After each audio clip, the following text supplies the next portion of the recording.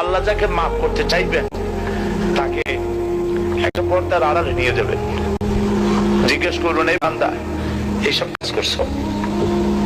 এখন আল্লাহ জিজ্ঞেস করতেছেন, সে তো ভয়তে অস্থির হয়ে যাবে, কেঁদে পাগল হয়ে যাবে, আল্লাহ করিবেন আবার মাফ করে দাও।